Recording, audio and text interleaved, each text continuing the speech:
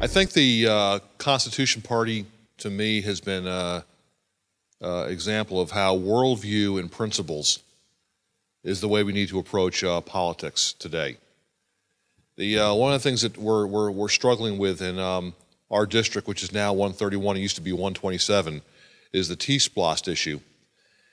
And what's happened here with the T-Splost issue is that the counties, that there's 3 counties in District 131 now, and they're going to be infused with cash. And that cash, of course, is going to come from other counties. And the reason why is because, at least in 2 of the 3 counties, they're going to get more money sent to them than was paid out, that was collected in tax monies under the T-Splost. So this represents a problem because, you see, T-Splost is a bad bill. It's part of an Agenda 21 program, and what it's designed to do is ultimately it's designed to fund a rail system. But what they're doing is they're bribing the counties, the county commissioners, by saying, "Look, you'll collect some money. You're going to collect this 1 cent on a dollar, and then you'll send it to us, and we'll send back to you a certain portion of it." Well, in at least 2 of the 3 counties, they're going to get more than they send in. And this is where the principle part comes in. Because by all rights, people should reject T-Splost. There are many, many reasons why they should reject T-Splost. Just a few of them are, the way they've structured Georgia, there are now 10 regions of Georgia that all have a regional commission.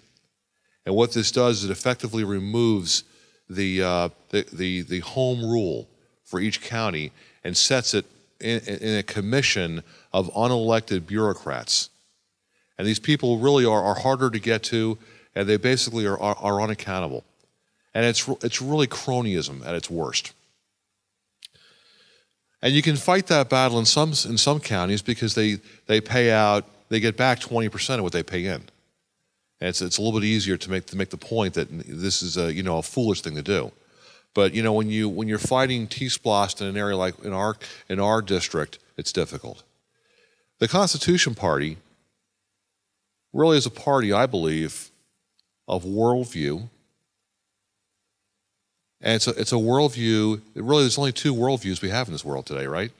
One is the Lord Jesus Christ, and thou shalt serve the Lord in all you do.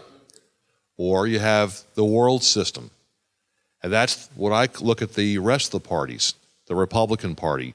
Actually, the way Richard Maybury coined the term, the Republicrats and the Demoublicans.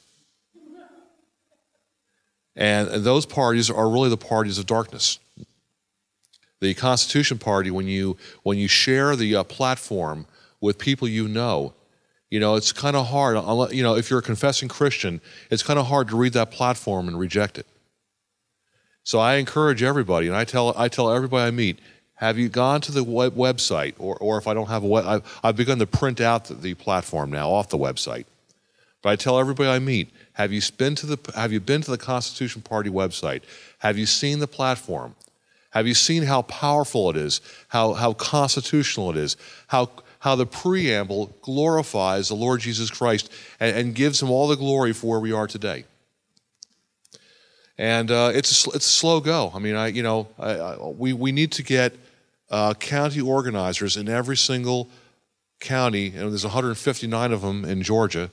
Every single county needs to have a coordinator, and begin the process of having a meeting, even if only 2 or 3 people show up.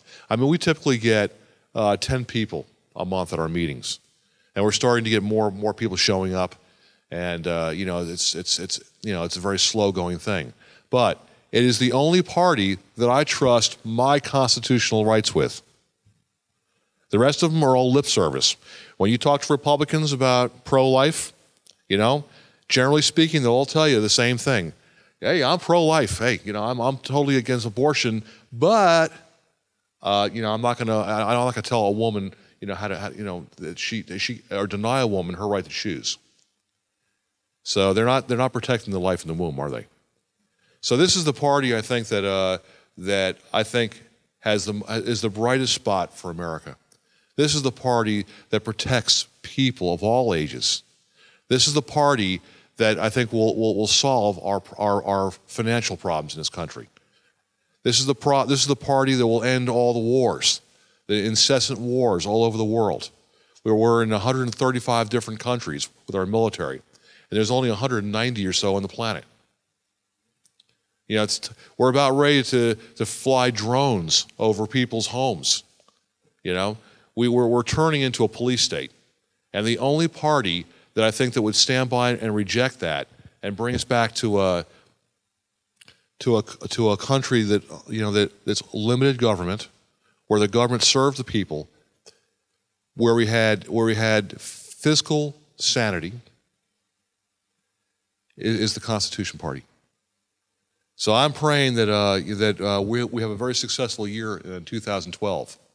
That you know, by our efforts and through our prayers and through God's will, that we'll have, you know, more chapters in more counties, and the more counties we're in, the more attention we'll get, the more people will know about us, the more money we can raise. We definitely need to raise more money. It's very important. And I think that's all I wanted to say. I wanted to, Ricardo wanted me to talk about the Tea Party a little bit. One of the ways you can find out, there are Tea Parties that are out there I think are very, that I think align themselves with us. And is that 5 more minutes? Okay. They are, we can work with them, and you know they're trustworthy to a certain point. A lot of the Tea Parties, though, are nothing more than a shill for the Republican Party, which I found at my. I shouldn't say this in my own county. I mean, I don't want to indict the ones in my own county. You know, we had some friction there, and the Tea Party in my county threatened to destroy the Constitution Party in our county. But you know, it's foolishness on their part, and they're failing to destroy it. We're having meeting after meeting every month, and you know we continue to go on. So, anyway, watch yourselves with the Tea Party. You would think they would support us, and you know, sometimes they do, sometimes they don't. I want to thank you very much for letting me speak today. It's a privilege to share this platform here, the altar, with incredible speakers. I've heard some of the best speakers I've ever heard today. I'm really blessed. So thank you very much, and I pray that God will bless each of you this year.